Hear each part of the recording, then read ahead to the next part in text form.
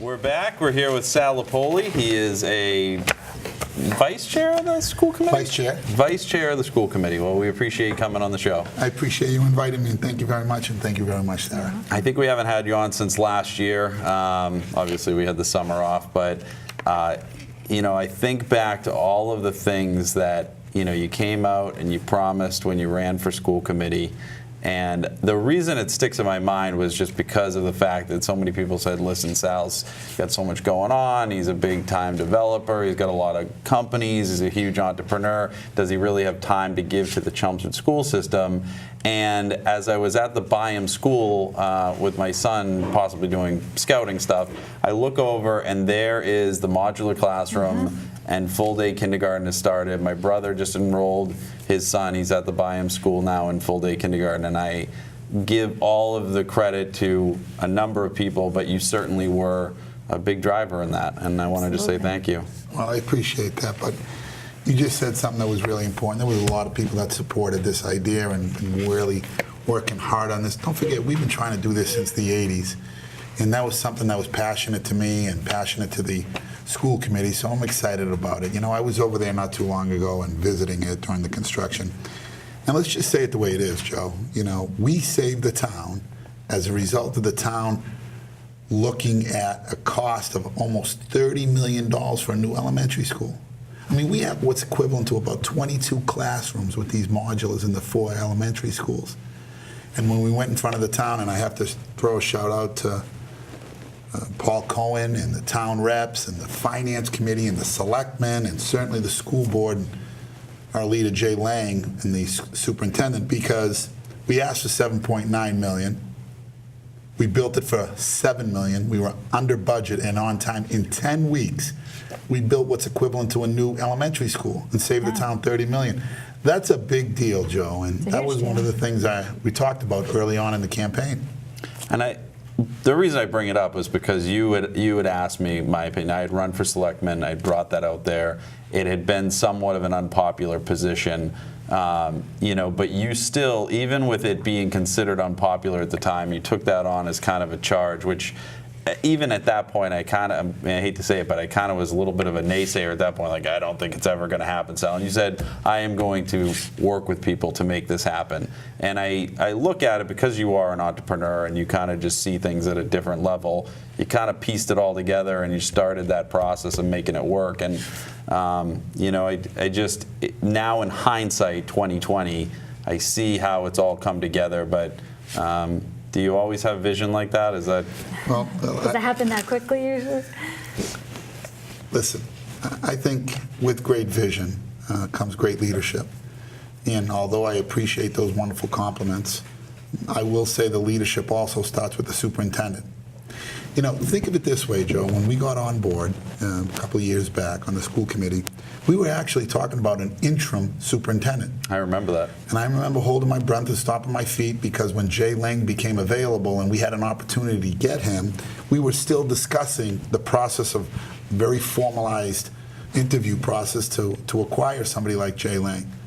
And I remember talking to some of the people at the state, and they said, let me tell you, Jay Lang won't be available over the next 48 hours. And we as a team came together and was able to attract somebody with that kind of leadership.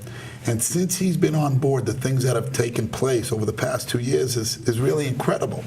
So what I do like is this. I do believe in leadership. I do believe in making decisions quickly, what's best for the community. And when we got on board, Joe, some of the things that we talked about is making those decisions very quickly, creating a level of transparency. You have transparency in this town, from the school board to the town officials, like never before. Paul Cohen and Jay Lang meet on a regular basis to discuss the issues. I mean, we were in some financial hardships. We were in the red, Joe, and now we're in the black, Joe. I mean, we have $1 million in school choice. Never before did we have that much money set aside. We have $850,000 in special education set aside. Never before did we have that. We have $300,000 in reserve as a result of being in the black with our cafeteria and our food service program. We've negotiated contracts and put them to bed in all aspects, and I have to tell you, I respect the process. I was on the teachers' negotiation, and it went longer than it probably should have. But respectfully speaking, when I was when I threw my hat in the ring to be a school committee member, it was to represent the taxpayers as well as the students, our greatest asset. And we negotiated hard with the teachers, and they were very professional during the process, and I like to think the school board was very professional. And we came away with a contract that this town can be proud of, because not only did it accomplish what we wanted to for the kids first, but it also allowed the town to continue to function from a finance perspective. And I think that's really important too. That's a lens that entrepreneurial background kind of brings to it, and it's important because you need a rainbow of lenses to be successful. Does that make sense? Yeah, it's not one person makes all. That's right. And I think the team aspect certainly matters. But one of the things he had mentioned was the town superintendent. And one of the things about bureaucracy is that it just doesn't move that quickly. And so you talk about search process and all this stuff. Sometimes to get talent, you just have to go out there and grab it when it's available. And I think that's probably coming from a business world perspective, where you don't have the same kind of time to go through long, drawn-out, year-long processes like they try to do in government. It certainly makes a difference if you can snag good talent when it's available. Joe, you're 100% right. As a result of what Lowell decided to do, which in hindsight I believe it was a mistake, Jay Lang is probably one of the top superintendents in the entire state. He led a district that was the 4th largest in the state of Massachusetts in Lowell. He had leadership across the board. When we realized what Lowell had done, he was in my kitchen in 48 hours. And he was in front of the school board in less than 72 hours speaking to the school board members. When you recognize talent, you're obligated to go after it quickly and acquire it. It's the people with the best talent, not the best CEOs, the best talent in the company, or in this aspect, in the superintendent's office, that will flourish. And I think we're flourishing, and the proof is in the numbers, Joe. This school department has never been this successful in years. Now, I know we've had our share of concerns or conversations, but if you look at it, it's an entirety. Where we are today compared to we were 3 years ago is really night and day, Joe. I can tell, even as, I probably don't stay up to date as much as I should, just between work and home, and I don't have a child who's yet in the school system, but it's amazing to me to see the progress that you guys have made in a year. That I agree with Joe. I thought it would never happen, and we're thrilled just to see that progress so far. One thing you had talked about, though, was security, for schools. Have you done anything on that front as far as maybe partnerships or anything with the police? That's a great point, Joe. That was one of the big things that I talked about. When you talk about our children, the greatest asset, when you talk about the future leaders of our community, of this country, maybe of this world, who knows, then why not can't it come from Chelmsford? Why can't the next president come from Chelmsford, Massachusetts? We talk about safety, and there could be no limit to the safety of our kids.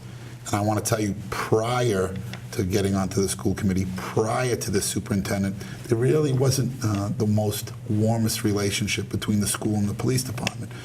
And I can't speak to specifically why, but all I can tell you is this. We have hundreds of cameras around the school systems that we're able to monitor in real time of what's going on for our children. Well, in the past, the police department really didn't have access immediately to those cameras. But today they do, Joe. The flick of a switch, and our chief of police, who's doing an unbelievable job, works closely with the school department and our superintendent, Jay Lang, almost on a weekly basis. We have access immediately to every one of the school cameras. We know what's going on, when it's going on.